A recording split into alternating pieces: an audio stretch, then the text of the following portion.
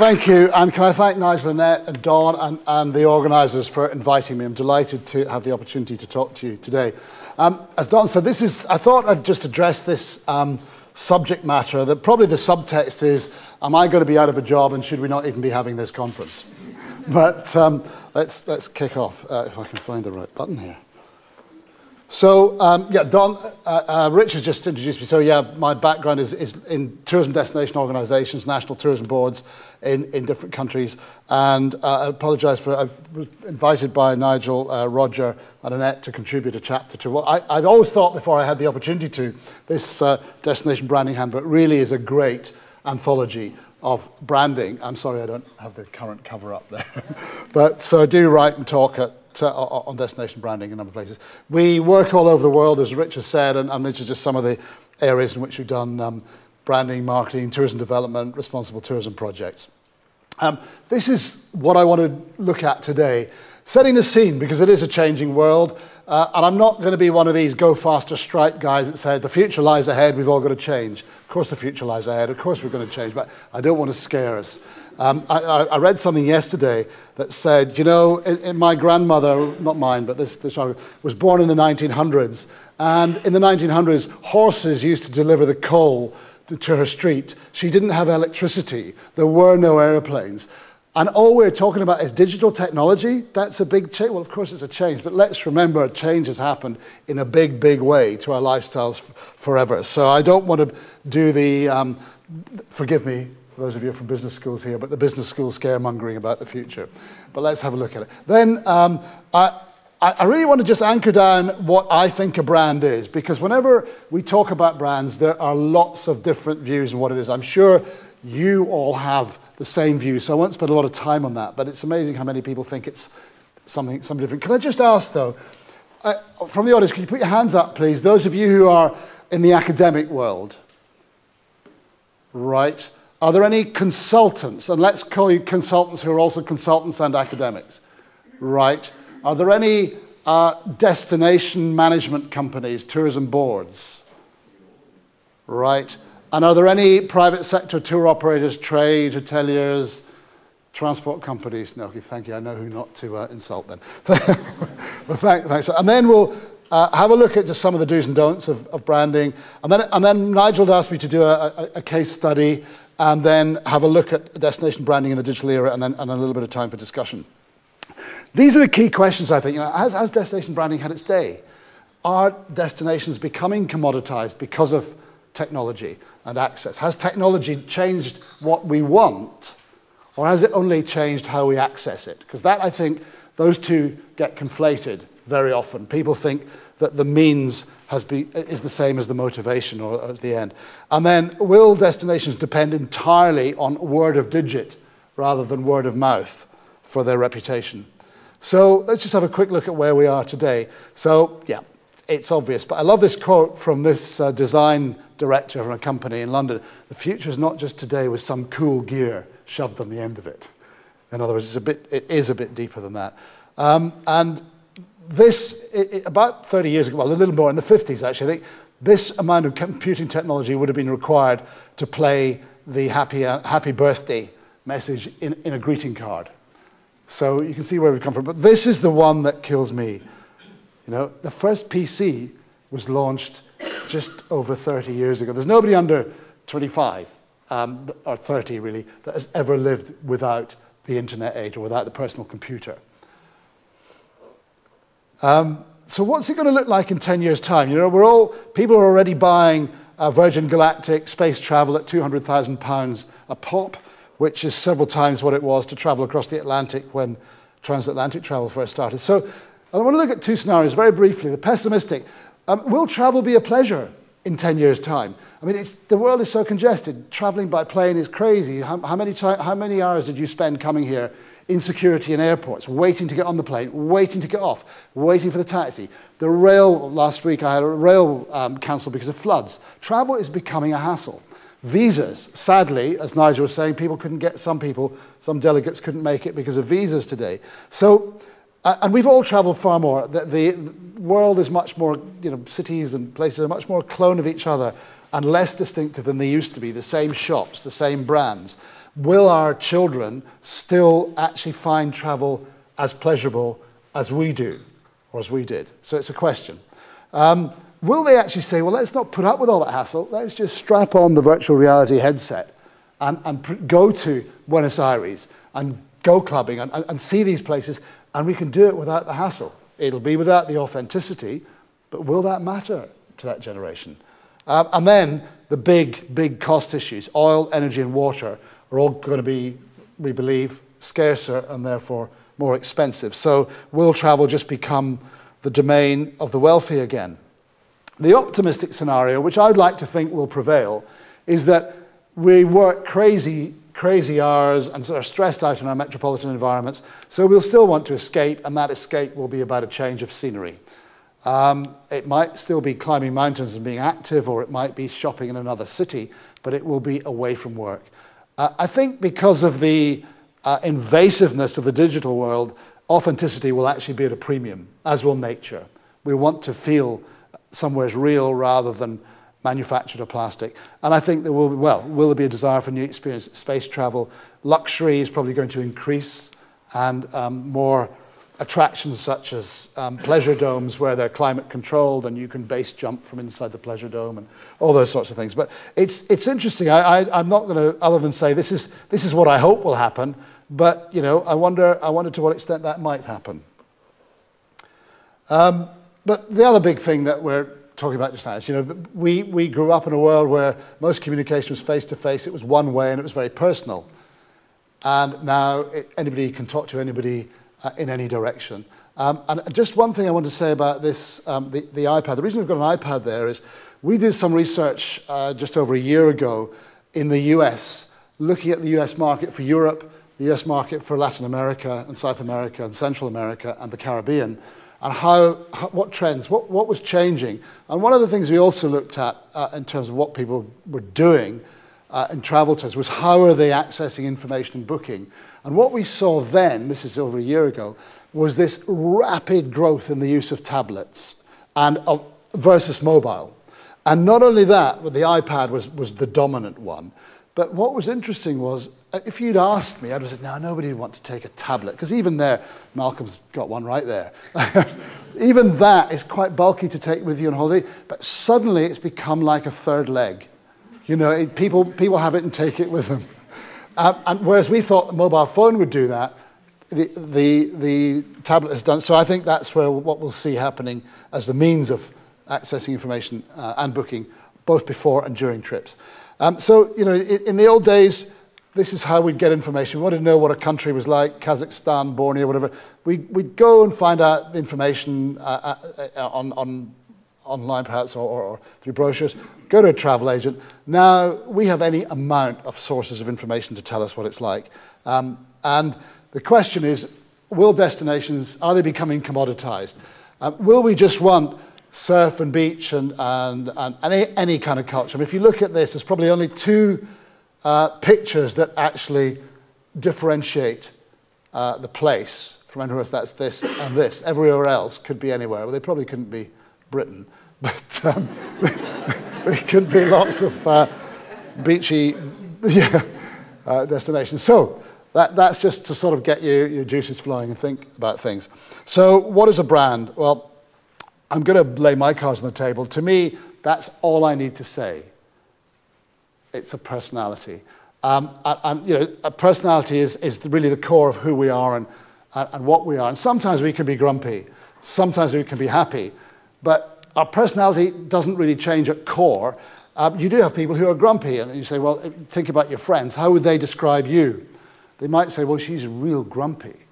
And that's that. They might say, he's really happy, and that's that. But they might say, if you're grumpy, but sometimes you're happy, doesn't make you a happy person. There's a core runs through everything, and you have different emotions, and you come across differently at different times. But at core, you are a particular type of person. And that, I just want to keep it very simple. To me, that's how we remember people, how we describe people in a few seconds. If somebody asks, what's he like? We'll say, pretty good guy, open-minded, extroverted, or introverted, whatever. This isn't actually, okay. And that makes us distinctive, different from everybody else, and that makes us memorable. So you can see where I'm going with this with destinations. It allows us to distinguish ourselves from our competitors and to build loyalty, and particularly at times like now when you have a recession, either to charge a premium price or hold your value. Because the worst thing that happens with destinations in recessions, in my view, one of them is people start discounting. And therein lies a desperate downward spiral of a lack of profitability. But if you have a strong brand, and I'd give Switzerland as an example, why do people go to Switzerland when it's so expensive? When they could go to Austria for a relatively similar thing, a lot cheaper, because it has strong brand values that people want. And I think the point is that rather than selling destinations as commodities, as we're saying, the brand, and you can see where I'm going, I don't want to do myself out of a job. I'm going to try and persuade you that a brand is still valuable, but that it does allow you to at least retain some value when others can't. 2 slides about brand power. And British Airways and Virgin, now they both do pretty much the same thing. They're reliable. They haven't had too many crashes. They go from A to B. You know, London, Tokyo, London, New York, London, Johannesburg. They are relatively safe. They are pretty punctual. And they charge pretty much the same price. So why would you travel on one rather than the other? Any suggestions? Loyalty, okay. Yeah, perceptions. Yeah, personality. I mean, I think, because they're just doing functionally the same thing. So there is roughly British Airways brand, you know, traditional conservative, formal, unexciting, big suit and tie, big business. And there's Virgin, much more funky. And I'm going to tell you a story about a friend of mine who lived in Toronto. And he had some friends come out from London on British Airways to see him. And he said, why did you come British Airways? You had to come to New York and change in New York? Sorry, Virgin, not British Airways. Why did you come via Virgin? You had to come to New York, change in New York, and come up to Toronto. Virgin fly direct from London to Toronto. And they said, we're just Virgin kind of people. So they actually put themselves at a disadvantage for the sake of that brand loyalty. Another one, which I'm sure you're all familiar with, is the Pepsi-Coke taste test a number of years ago, where in a blind test, there was a very clear preference. Pepsi, objectively, empirically, tastes better. But when they let people know what they were drinking, and it was an open test, look what people did. And I think there may have been other factors, but I think that's largely about brand perception. On British Airways, they come around with a drinks trolley still, and you ask for a Coke, and they say, do you mind a Pepsi? I don't care. But it's the generic brand that's worked. But so what is a brand? Now, lots of people, I think it's a product. As we heard a bit this morning, a lot of people focus on the logo or the slogan.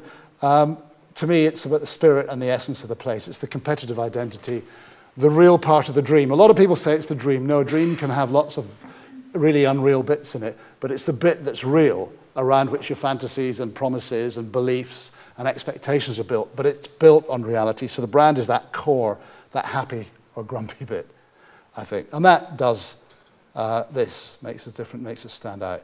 And I don't need to tell you this, but I just do like to remind myself sometimes, because there are a lot of people confuse these, and that, I think, is just an important distinction, that the brand doesn't change. Your marketing, how you communicate it, can change from year to year. And I just love, again, keeping it simple, Wally Owens, who is a design guru, and he says this: you don't change people's perceptions of a country with advertising. You change perceptions by finding the truth, finding an idea that embraces that truth, and putting it through everything they do. All your marketing collateral. And I'm going to come back later on to this bit, because I think that's becoming much more important. But what about a destination brand? I'm going to just, most of the time, we really don't have much idea about other countries. This is an area I worked in Southeast Asia for 6 years, and there are some fabulous destinations there. Philippines, Thailand, Indonesia, Malaysia, Vietnam, all highly, intensely cultural, fabulous food, beaches, activities. How do we distinguish between them?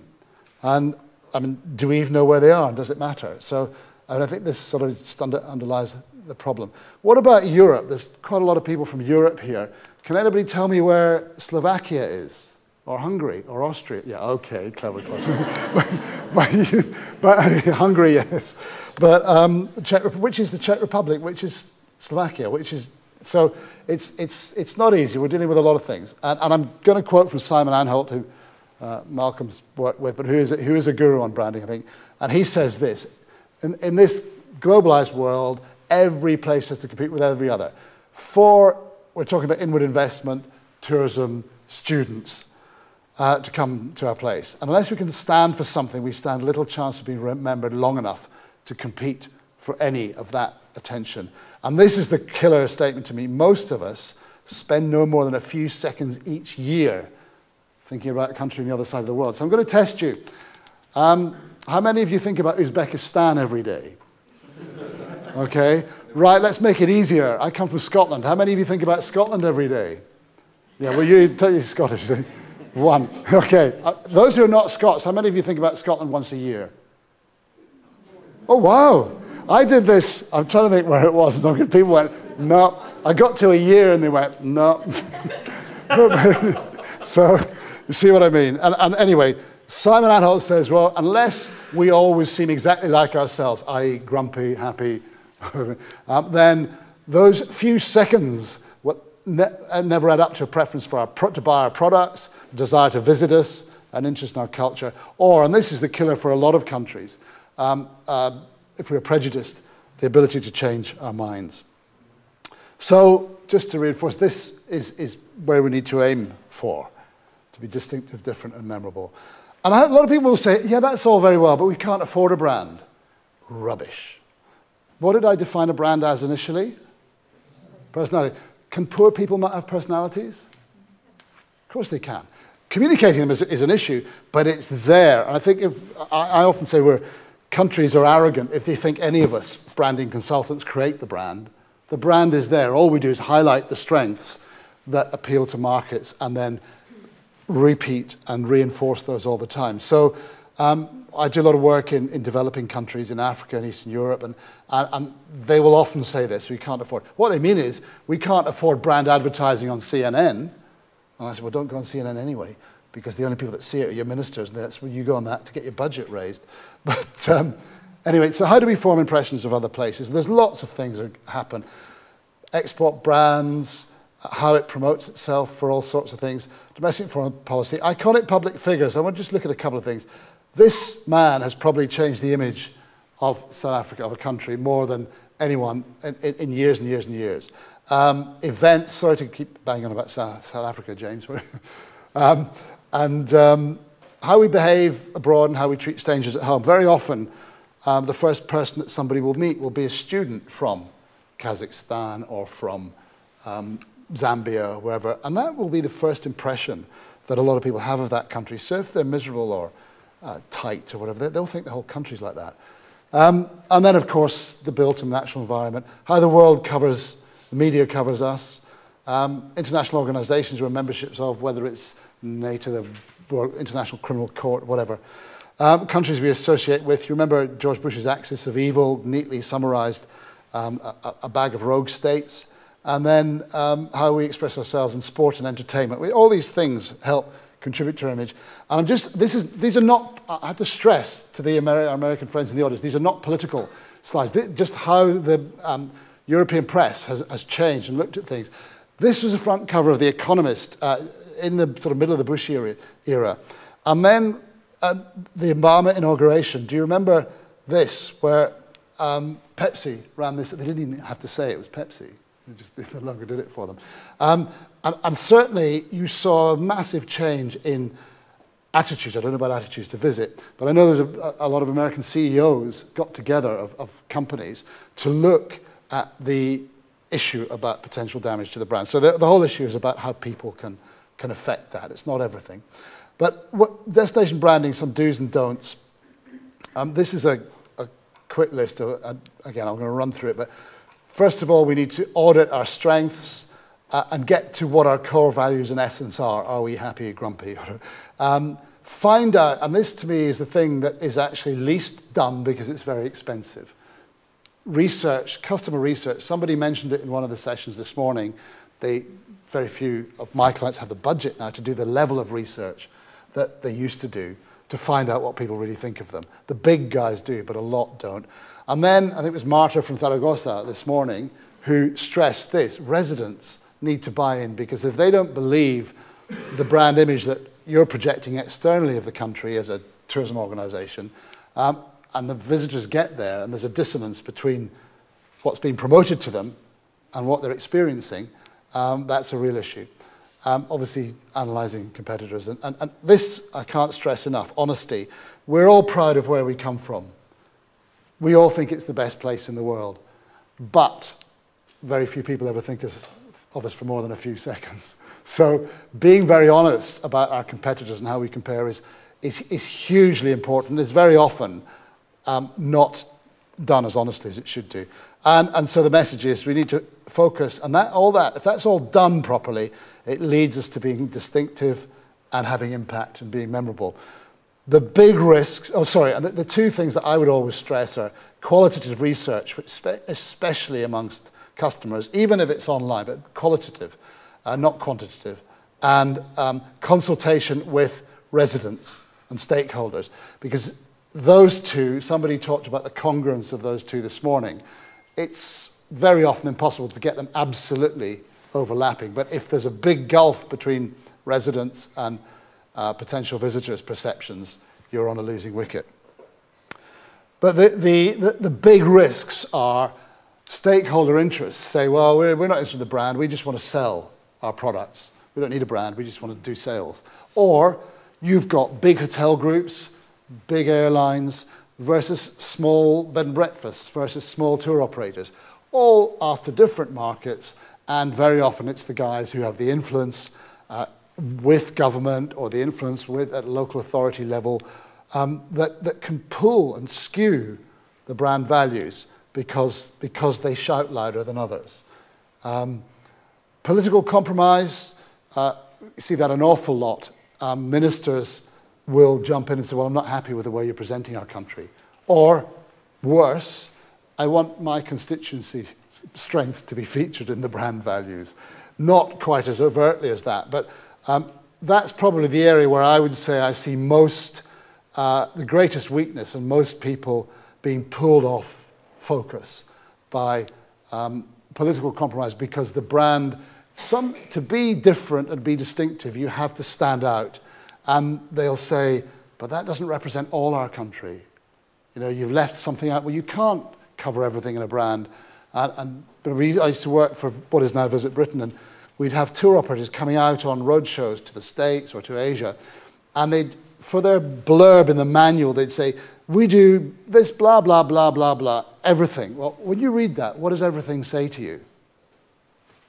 Nothing. Because there's too much there. And Malcolm made the point at the very beginning this morning.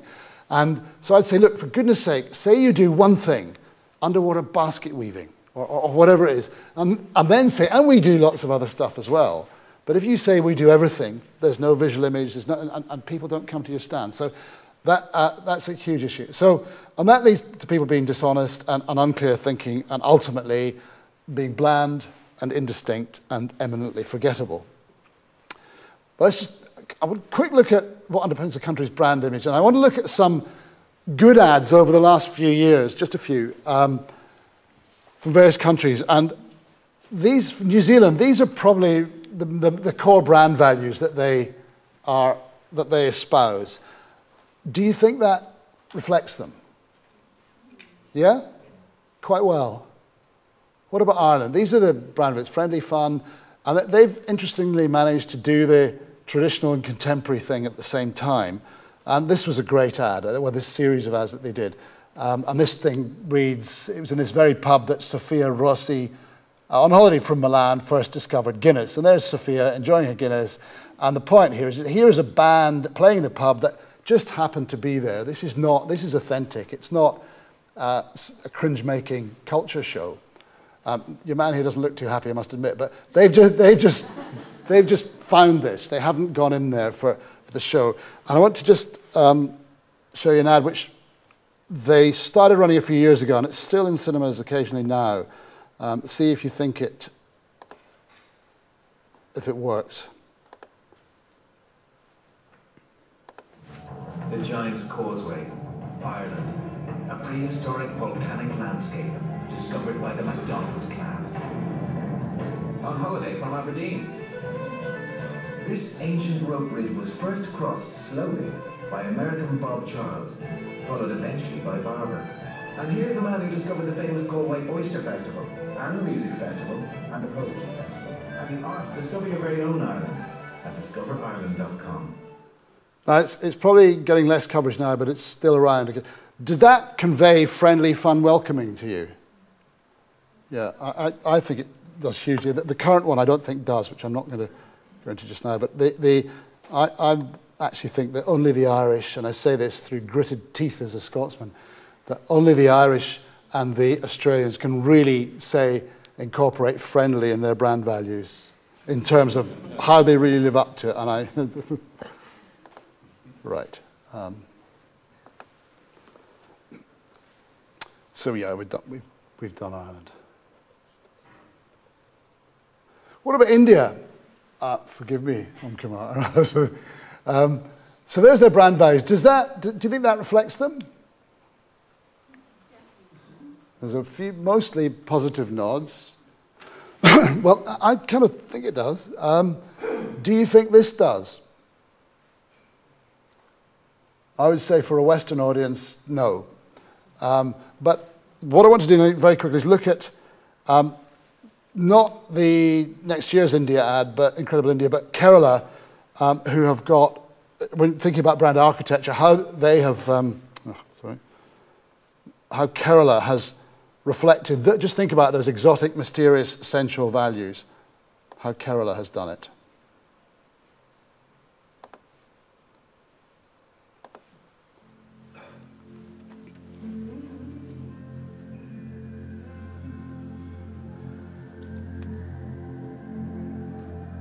It's quite long.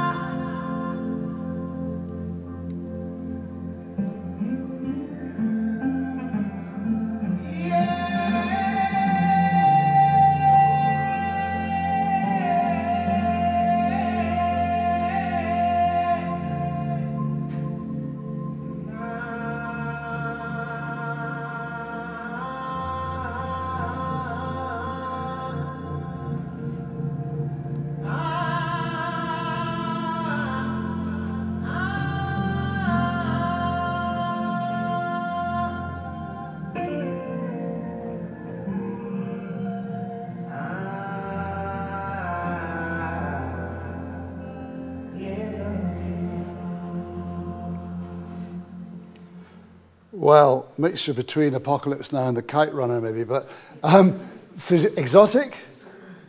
Yeah? Mysterious? Essential by the bucket load. Yeah, but clearly it's not a 30-second TV slot. It's online. And I think what's interesting to me about that is that it's, in terms of brand architecture, it's reflecting those values, but it's still very distinctive for Kerala as part of India. In branding, a lot of destinations get hung up in these areas and all too often promote a stereotype, rather than the reality. So that, to me, there's a big difference between stereotypes and icons. Hopefully you can see the difference there.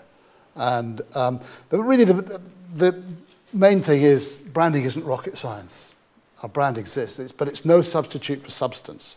We can't, as a lot of people do, want to change the image of their place, which maybe is. Somebody asked me the other day, Democratic Republic of Congo, how do we brand a country at war? So, well, probably with difficulty, but you can actually market bits of it. I was at a presentation where guys are selling tours to Afghanistan, and they're trying to say, look, there's no problems in the north. So there are ways of doing it, but you have to have the substance in place before you start communicating that things have changed. And as I say, your brand already exists. It needs clarification, commitment, and communication. And a brand is not budget dependent. It's communicating it that costs, and less so with digital, in the digital world. The harsh reality is perception of our country is far more powerful than the reality. People are far less interested in us than we think. And especially with Twitter, digital technology, we can't avoid the truth. Somebody has a bad experience today, it's going to be on Twitter or on Facebook in a couple of hours. So everything we do needs to be driven by clarity, focus, and honesty. So that's the theory. I want to just go through, if I have a case study on Namibia. Some years ago, I was asked to go out to Namibia and looked at what they got, and I said, well, what you need is a brand. And they said, a what? And the great thing about this is, and why I'm using this study, is that it was like a laboratory experiment because they'd done no branding. They'd done some tactical marketing with a limited budget. So I want to take you through what we did. And that's where it is. It's former German Southwest Africa. To give you an idea, I'll show you some pictures in a minute. To give you an idea, this is what the Lonely Planet said. That gives you an idea of what it's like. Unlimited elbow room, vast desert, an annual quota of 300 days of sunshine. But that's not like Brighton or Côte d'Azur. That's seriously hot. And then I love this Bushman saying, when God made this land, he must have been angry. So already I think you're getting a picture. And the problem was, it was, apart from in South Africa, it was unknown sub-Saharan African country, better known for its political past and struggle, if at all, than any current tourism potential. So what we did is we talked to consumers, we segmented them by visitors and non-visitors, dinks, double income, no kids, and empty nesters, people whose children had left home and were maybe retired. We then did focus groups, qualitative research in Germany, the UK, and South Africa. South Africa is next door. Germany was the former colonial godmother, where there was already quite a bit of travel. The UK, it was almost an unknown quantity. In South Africa, we also segmented it, as well as by age and previous and non-visits, by Afrikaans and English speaking. And the aim was to find out what they felt. Now, when you see tourism surveys, they say, what did you like about our country? And people say, oh, I didn't like the weather, but the food was good. Great. That gives you a lot to go on when you're marketing a country. And too often, research stops at that. So what we wanted to do was this very deep psychological stuff, ask questions that people didn't even know they knew the answers to. So we had a professional research company that were able to ask things to elicit reactions about motivation, what people liked on holiday, before we ever talked about Namibia and the positive and negative aspects. Then we went from that to identify the values and persuade people to apply them in their marketing communications and persuade stakeholders such as tour operators and the brewery and airline and others to use them. So we mocked up a bunch of storyboards on the basis of what we knew about the country. And forget this bit, but the visual images were some striking images of the country. And we did a headline and a kind of payoff line to try and evoke the particular feeling on each storyboard. So that says, I wonder if anyone's ever stood here before me. In other words, it's the end of the world and it's never been touched before. Then this, where the silence speaks to you, I felt my place. Somebody actually said something like this. I felt my place in the universe, put me in touch with my soul. But these were made up. But people loved these pictures, or some people did, except for that one. Any idea why they might not have liked that one? So, yeah, someone in it. They said, love that, but get that person out of it. So then we looked at, there's lots of dead things in Namibia. You know, there's dead flea, dead trees. There's a ghost town, the Skeleton Coast. This bush is the Welwitschia plant, 1,000 years old, a ghost town, and so on. When we got to this, it's like nowhere you've ever seen before. It's like a different planet here on Earth. The people who were not in the market for it were going, oh, God, that's awful, that's horrible. And my own wife said, when I said, why don't you come with me sometime? She said, why would I go there? I've seen 10 rolls of your film and it's all sand. So what we began to get was, there was a love-hate thing going on with it. And then we looked at culture, you know, and is culture attractive? And it was interesting in the groups, the people who'd never been said, yeah, that's really attractive. You've got this Victorian Herero culture, the Himba culture, and I'd love to see all that. The people who had been said no. While that's there, seeing it is like peering through my front room while I'm sitting at home. And that was the epitome of cringe. You know, you've got a family posing for tourists outside their hut. And they said, to do that in Namibia is intrusive, it's patronizing, and you shouldn't be doing it. And so therefore, culture is not the appeal of the country. And so that was really voted as a no. What we then learned from these groups, that what generally makes an African destination attractive are these two things, culture and nature and wildlife. So people want somewhere that's undiscovered, that has this sort of soulful, liberating feeling, but they like the challenge, because Namibia, you have to sometimes, you can self-drive, but you have to plan where you're going to buy your petrol, because occasionally people do run out of juice, out of petrol, and die in the desert, in the heat. And it's not very good PR for the country. So we don't want too much of that. But people do like the challenging, and as opposed to mass tourism, frenetic, and easy places. So that we're starting to get a profile for people who liked it. Then we looked at a nature, culture axis and mass versus undiscovered tourism, and looked at competitor countries and other countries that were on these axes. And in Germany, because it was better known, Namibia came out about here. Because it was less known in the UK, it was more extreme, more undiscovered. And in South Africa, it was even more known about. But you can see where it was sitting in relation to its competitors on these axes. And then we looked at these things that had come out of the research. An intimate, soulful place versus a frenetic, busy place. A raw, challenging place. Well, India was perceived to be very raw and challenging, but way off the scale, really. But these, it was more intimate, soulful, raw and challenging than Botswana and Tanzania. So we started to get an idea of what was happening. And we said, well, this is the kind of people it's for. People who are self-reliant because they've got to plan their trip. They can't just go out and drive. Who are resourceful, independent-spirited, and they want to be challenged. They don't want to be taken in a tour everywhere. And this was something that came out of the focus groups. It's a real privilege to experience a country like this. But it is not for people who are timid, cautious, overly gregarious, want culture in terms of art and cities, mass tourists, or people who need to be entertained. And one woman said that, she said, that's all very well, sitting around the campfire in the evening, but what is there to do in the evening? She didn't mean, I want to go clubbing. She just meant, I couldn't sit with that silence. And there's some great quotes come up in a minute.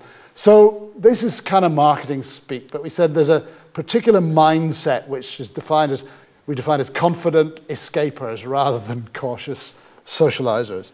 And this came out very strongly. It's not a passive exhibit that's viewed from a distance. It happens to you. Namibia does you. It engulfs you. And you have to respond to that. And it's the result of your relationship with this dramatic and distinctive wild landscape and wildlife. So, I mean, everybody's doing this now in Namibia, an experience rather than a place. But it was very, very dramatic. So we then developed a set of brand values, rugged and natural, an elemental, pristine landscape unlike anywhere else. Soulful. We were looking at the word spiritual, but for too many people that had religious connotations which weren't acceptable. So we talked about it touching your soul and making you feel humbled and awe-inspired by this vast space. And the customer or visitor benefit was people just felt completely liberated and free, largely because you could drive yourself rather than having to go on a tour. So we came up with these values, and these, I'll let you read these, but they're the most stunning quotes I've ever seen in any destination research from people. You know, it's about the vastness and what it does to you as a person. There was all this very personal, emotional stuff going on. rugged. It's like a different planet here on Earth. It demands a lot of you because you've got to plan it. You've got to plan your trip. You can't just go out and expect it, to find signposts and things. But it gives you a lot in return. And I like the idea of going somewhere before the rest of the world has discovered it. It's natural. It's like where the world ends. The animals come right up to you if you stay in your car and there's no other tourists there. We had comparisons with Zambia and Kenya where when there's a lion kill, the guide gets on the phone and within seconds there are 40 minibuses there coming to see the lion eating the zebra. There you're on your own.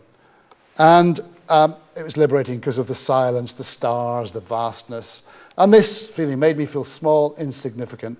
All the worries at home paled into nothing, and there are still places you feel to be discovered. So I hope you can see why we came up with those 4 values. But the lessons then were, so having done that, so what were the lessons we learned? Well, we have to listen to people who've been and not been customers and find out how they think and feel, identify how they see us in relation to our competitors, and as I said, be honest. And we involved the stakeholders in the destination from the very start so that they would buy into it, as I was saying, so that we didn't present them with a fait accompli and say, this is how you should promote your country. But this, to me, is the biggest differentiator. We had commitment and leadership from the very top, from the chief executive of the tourist board, who suddenly got branding like a rash. He thought, this is the best thing. And he really saw the potential of it, and he drove it through his organization, so all his staff said, yeah, this is important. Ideally, when I say the top, I would say it should come from the president or the prime minister as well, and sometimes that can happen. But the point is, he then influenced lots of opinion formers in the country.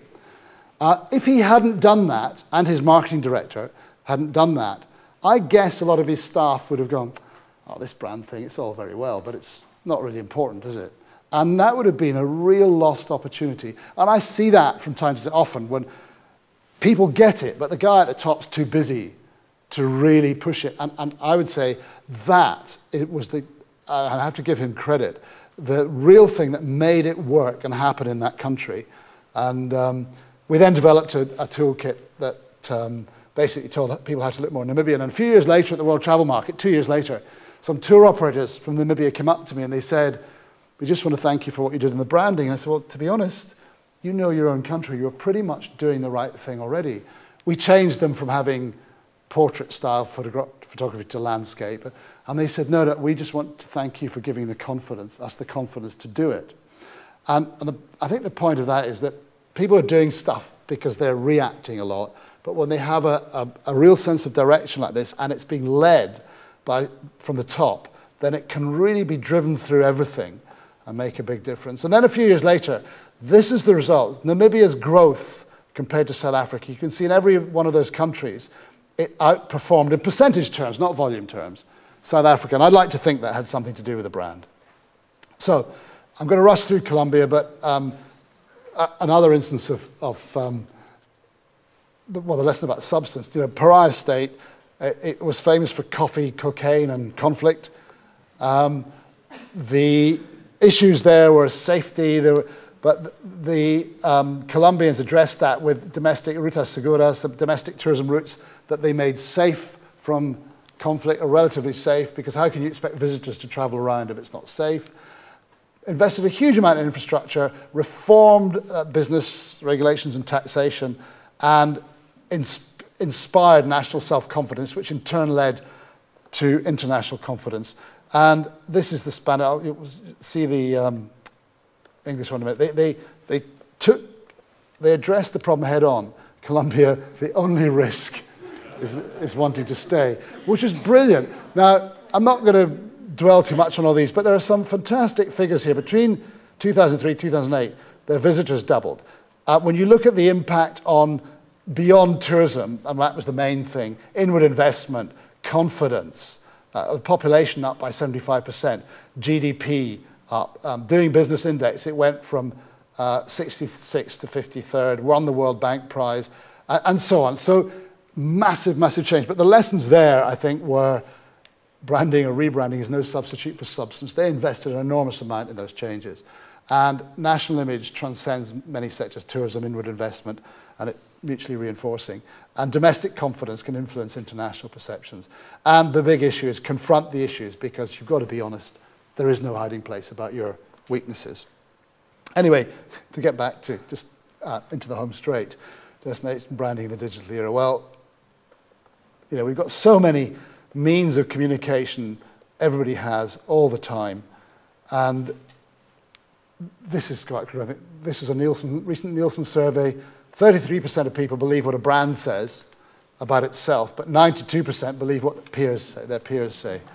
And this Amazon.com CEO, you know, is the killer. You know, everybody now talks about everything all of the time, so you can't hide. Everybody's making opportunities for people to post their videos, their comments, their pictures. Japan was running this thing, is it cool? People were voting on what was cool, and for some reason, a toilet came out as number 2. The point of all this is that there are many, many, many channels of new communication. We've all got more friends. There are no geographical limits, but you know, what does it mean? The thing is, it's an awful lot more clutter, and we're all busy with our day job to try and take all this in. So I would argue that people's desires and travel motivation haven't changed. We still want the relaxation, the get away from it all. So that's still the basis for everything.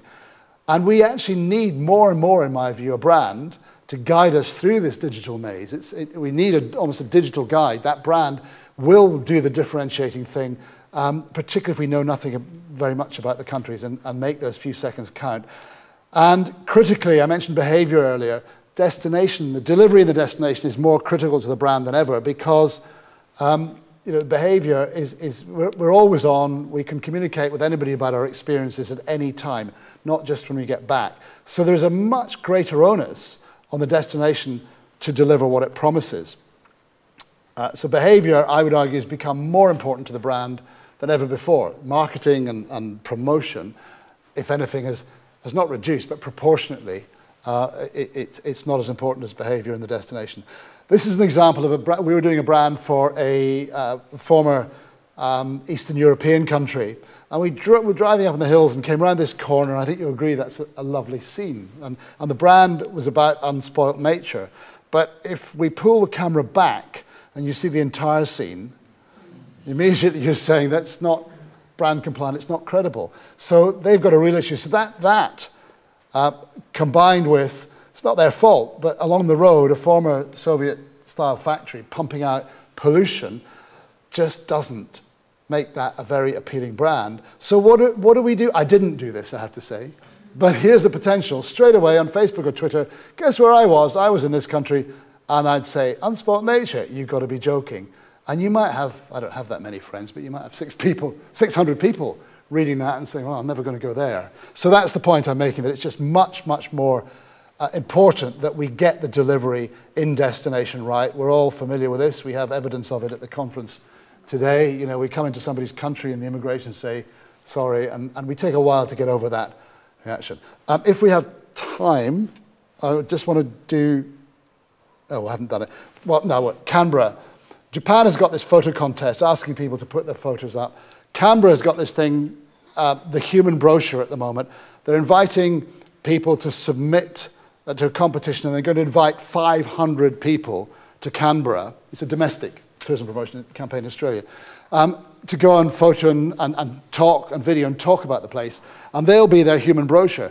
Great idea. But what if they get to Canberra and the restaurants are closed at 6 o'clock? What if they get there and the people are unfriendly? What if they get there and they have bad experiences? That's going to be very, very negative for them. So it's just reinforcing that point. And I want to just end with the link between products and place of origin and tell you this story about sardines. Now, I don't know how many of you like sardines, and those of you from southern European countries will probably look at those and say they're disgusting. They're not sardines. Now, I don't know how many of you, when you used to go to school and your mum packed your sandwiches for you, and we used to have these horrible, greasy, oily fish because they were cheap, put in our sandwiches. What did we do when we get to school? We took the sardines out and we threw them away and we ate the bread because they're disgusting. Now, there's a company in the UK that's a sort of commodity product, that was selling those things and it was going out of business.